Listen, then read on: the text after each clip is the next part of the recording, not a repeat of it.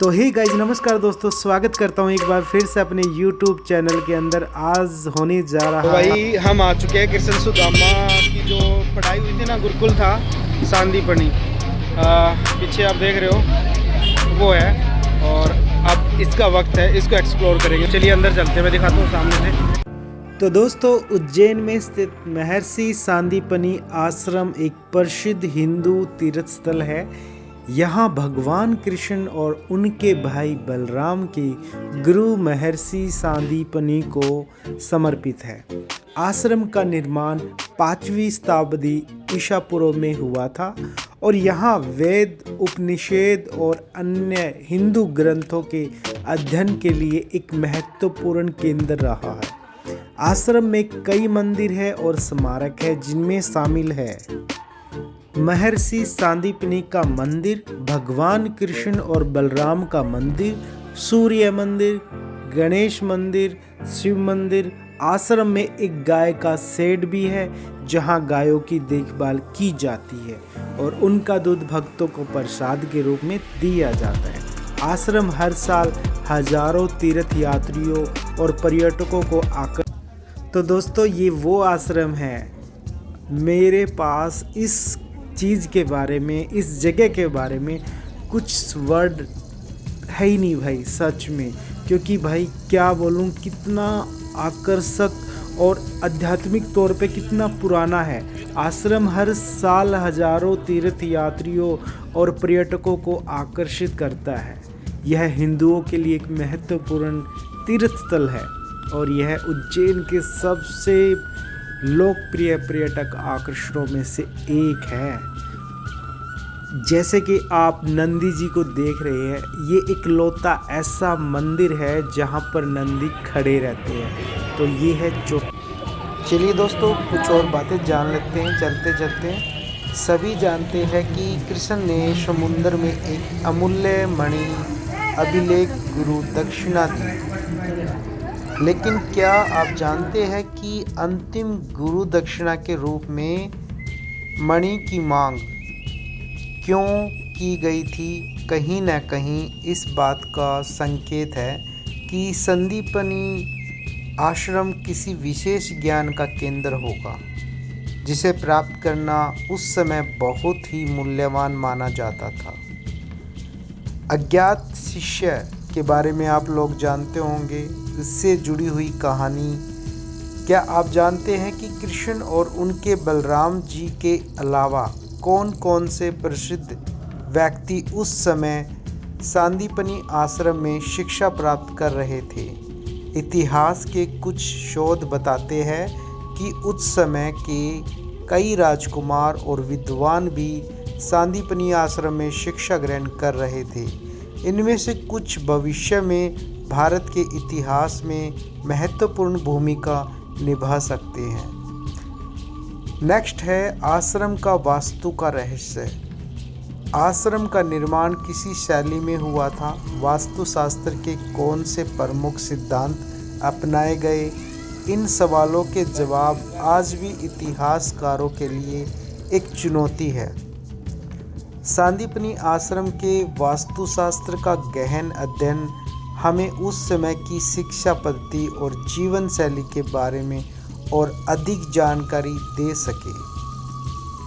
एक सवाल और हमारे मन में है, खोए हुए ग्रंथों की खोज। कहा जाता है कि सांदीपनी आश्रम में ज्ञान का विशाल भंडार था। यहाँ विभिन्न विषयों पर लिखी गई असंख्य ग्रंथ मौजूद थे, लेकिन समय के साथ ये ग्रंथ खो गए या नष्ट हो गया। ये प्लांट कार्यस्थल क्या है? इन ग्रंथों को खोज में क्या है भविष्य? ये सवाल इतिहास प्रेमियों को हमेशा जिज्ञासु बनाए रखते हैं। पारंपरिक शैली आज भी सांदीपनी आश्रम में शिक्षा दी जाती है, लेकिन क्या प्राचीन काल में दी जाने वाली शिक्षा और आज की शिक्षा पद्धति में कोई खराबी है? प्राचीन शिक्षा पद्धति के कौन से तत्व आज भी लुप्त है? इन मसालों पर श्री कृष्ण भगवान ने सीखी थी यहाँ से 64 कलाएँ। ये भाई यहाँ लिखा हुआ है, श्री कृष्ण द्वारा सीखी गई 64 कलाएँ। तो इसलिए बोलते हैं ना श्री कृष्ण भगवान 64 कलाओं में निपुण है। तो भाई यहाँ उनके बारे में विवरण दिया हुआ है। तो दोस्तों ये 64 कलाई जो है 1 से 64 तक का है और इस वीडियो में मुझे कम से कम 6 मिनट लगी थी। और इस वीडियो में मैं सभी तो नहीं डाल पाऊँगा क्योंकि वीडियो काफ़ी लंबी हो जाएगी, तो उसके लिए मैं सेपरेट वीडियो बना के लिंक शेयर कर दूंगा डिस्क्रिप्शन में फॉर फ्यूचर के लिए, तो आप वो पूरी 64 कलाई पढ़ सकते हो। ये अनकही कहानियाँ हमें दीपनी आश्रम के गौरवशाली इतिहास की झलक तो देती है, साथ ही साथ ये हमें इतिहास के अनसुलझे रहस्य को जानने के लिए प्रेरित भी करती है। तो दोस्तों ऐसे ही भारत विख्यात नहीं है पूरे विश्व के अंदर। वेदों और शास्त्रों का महत्व, सनातन धर्म में वेदों और शास्त्रों का बहुत महत्व माना जाता है। इन ग्रंथों में धार्मिक ज्ञान, दर्शन और जीवन जीने के तरीके के बारे में बताया गया है। इस बात पर चर्चा इस बात पर केंद्रित है कि इन ग्रंथों का अध्ययन कैसे किया जाए और आधुनिक जीवन में उनके किस प्रकार का उपयोग किया जाए। सामाजिक सुधार, सनातन धर्म में जाति व्यवस्था, सती प्रथा जैसे सामाजिक कुरीतियों को लेकर भी चर्चा होती है।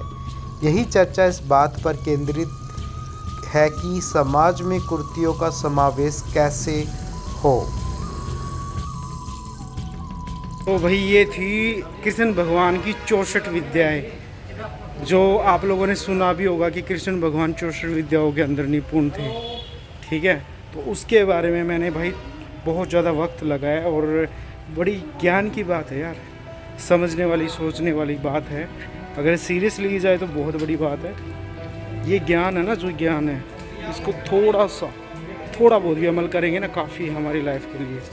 तो बस उसी के लिए आप लोगों तक ये शिक्षा पहुँचे कि 64 विद्याएँ कौन सी है। कई भाइयों को नहीं पता है, तो आप लोगों के लिए, आपकी हेल्प के लिए, ताकि आप लोग साक्षात पता चल जाए।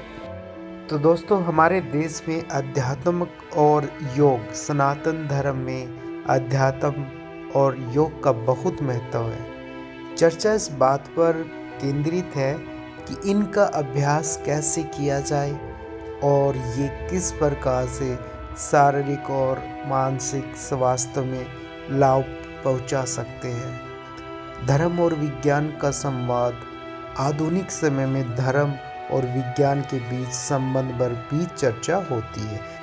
तो दोस्तों ऐसी जगह हमारी देश की सच्चाई है, सनातन का विश्वास है और इसी वजह से हमारा देश पूरे विश्व में विख्यात है। तो दोस्तों वीडियो पसंद है तो वीडियो को लाइक करना, शेयर करना, चैनल पर नए हैं सब्सक्राइब करना। मिलते हैं नेक्स्ट वीडियो के अंदर, तो तब तक के लिए जय श्री।